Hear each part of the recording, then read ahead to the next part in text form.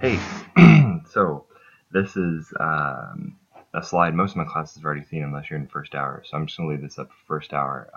If you're in first hour, what I need for you to do is for someone to go over and to pause the computer because I'm not going to be here for long enough for you to get this. So during this time, someone in first hour should be going over and pausing the computer, making sure that that it's paused. That way you guys get it. We talked about this yesterday. Trend line is a line on a scatter plot drawn near the point that shows a correlation. We're going to be making those today. Interpolation is estimating a value between two new values. We're actually going to be doing that today. That's also what I'm asking you to do on your homework. And extrapolation is predicting a value outside the range of known values. We did that yesterday in the problem of the day. Alright, so here's another example. We're going to be finding the trend line. I'm going to go ahead and give you a moment to copy this down.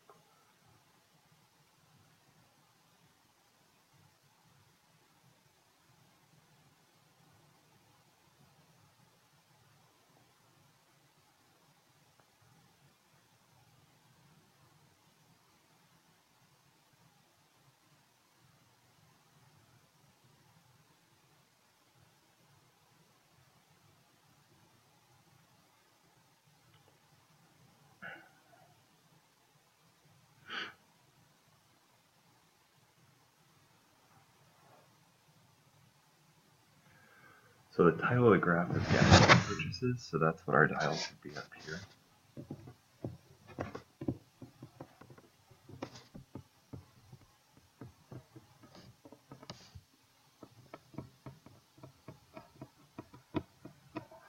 Our y-axis label and our x-axis label goes with each of these. So gallons bought should be our x, or excuse me, our y.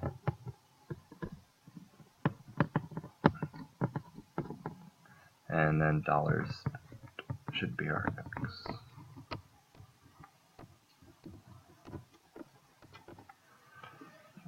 So it looks like I go up, my highest is 13. If I go up by 1s, 4, 5, 6, 7, 8, 9, 10, 11, 12, 13, looks like I can get to it. So let's go up by 1s.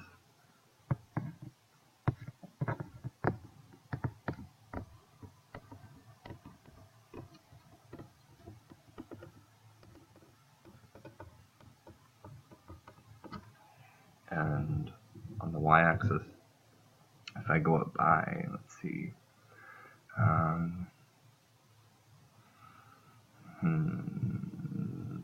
0.25 won't work, 0.5 maybe, 1,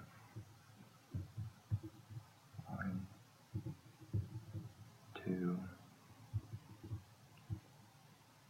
3,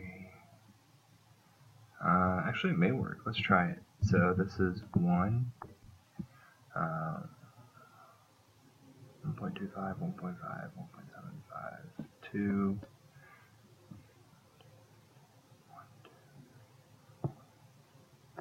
3, so 3.5 would be at the top. So I think that'll fit everything. Alright, let's put our points on there. So 10, 2.5 would be here. That's one of my points. 11, 2.8 would be here.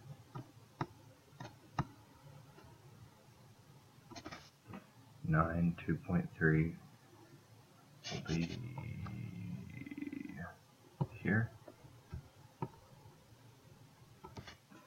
10, 2.6 will be right above the other one that I have. That'll be right there. 13, 2.3 will be up here. Let's see, right there.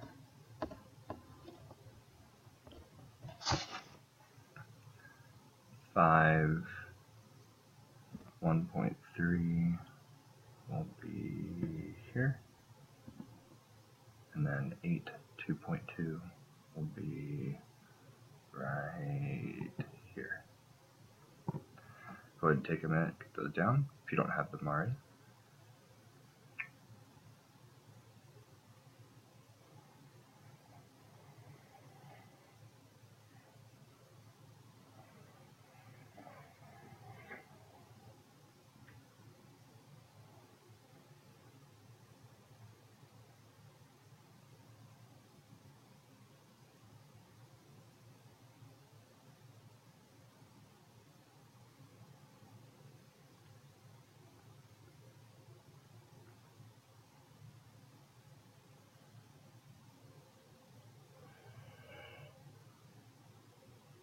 So we need to make a trend line for this. The way that we need to make a trend line, we need to use 2 points on the graph to make our trend line. So we need to pick 2 points. Let's pick, I think this point will work, and probably that point. So when you make a trend line, you connect them with a straight edge. Obviously, I don't have a straight edge, so you have to bear with me on that. So that's pretty close. Don't forget to draw your arrows at the end. With the trend line, we need to find the slope. So that's where our formula comes in from earlier. So those 2 points, that was this point here, and then this point here. So this one was my x1, this one was my x2, this one was my y1, this one was my y2. So we're going to plug those into our equation. y2 minus y1, y2 minus y1 over x2 minus x1, 5 minus 10. Let me erase that. You guys remember the formula, so I can actually just put those points in. So let's put those points in. 1.3 minus 2.5. So 1.3 minus 2.5 is negative 1.2. 5 minus 10 is negative 5. So now we should need to do some simplification because negative divided by negative is positive. So we have 1.2 over 5, which that can also reduce because my decimal point can move over in both of them. So we have 12, excuse me, 12. I have 12 over 50.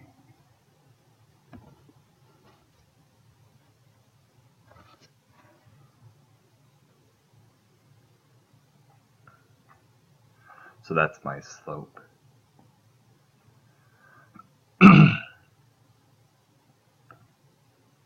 So now we can use this to find our actual y-intercept as well. If we go plug these into y minus y1 equals m times x minus x1, so let's go ahead and do that. So I have y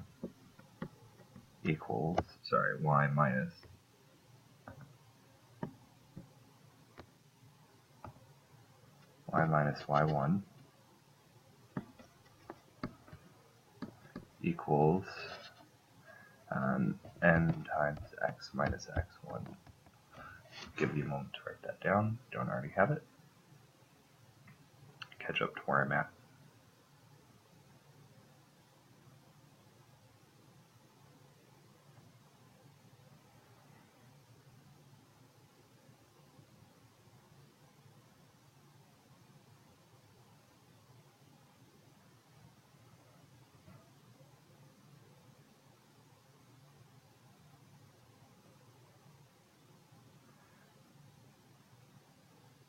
So now we can plug in what we know. So y minus 2.5 equals 12 over 50. Wait a second, let's reduce that. 12 over 50, that can reduce down to 6 over 25.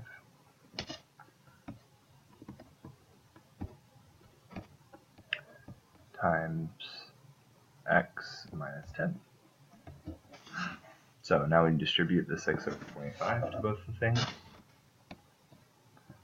to x and to 10. So we have y minus 2.5 equals 6 over 25x. If I distribute, that distributes to, let's see, 6 over 25. Let you do it in your calculator real quick. You're going to take 6 over 25. Let's see, 6 over 25 times negative 10 or 10. Let's see, so that's going to be, this can be divided by 5. 12 fifths. Minus 12 fifths.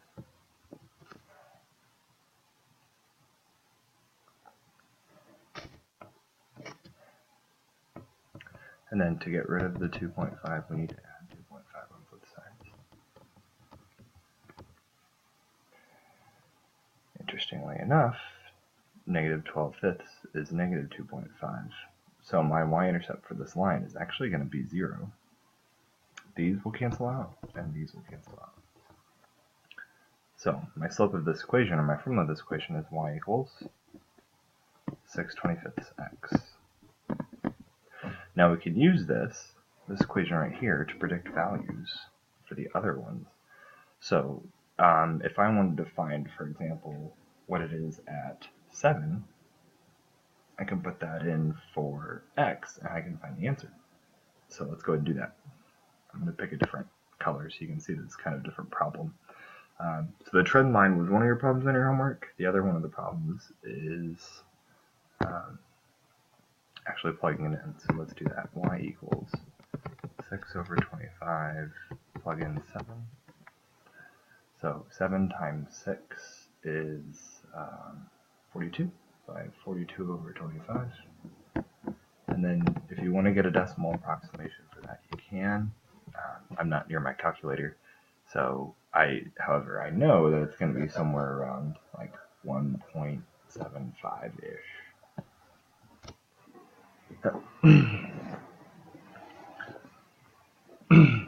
You could also do that for another example. You could also plug in, say, another number. So let's try that. Let's plug in,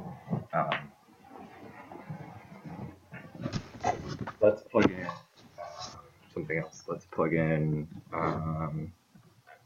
one of the higher numbers that we don't have. Let's plug in 12. Let's see what happens when we plug in 12. Actually, let's go even higher. Let's go off the graph. Let's plug in 15. Just because I can do some reducing with that. So I'm going to erase some of my work on here because my slides are getting pretty crowded. I remember my formula was y equals 6 over 25x. So if I plug in 15 for x, oh, if you need to go back so that you can get the rest of that on the slide, please do so. So I've got y equals 6 over 25. We said we're going to plug in 15. So I can do some reducing. So let's go ahead and do that. This gets reduced down. Let's see, the 25 and the 15 both reduced down. This reduces to 5, that reduces to 3. So I have y equals 6 times 3, which is 18, over 18 fifths. If you have a calculator, you can get that down to a decimal, similar to what we have over there for the rest of that. Move on from there. So there's one example.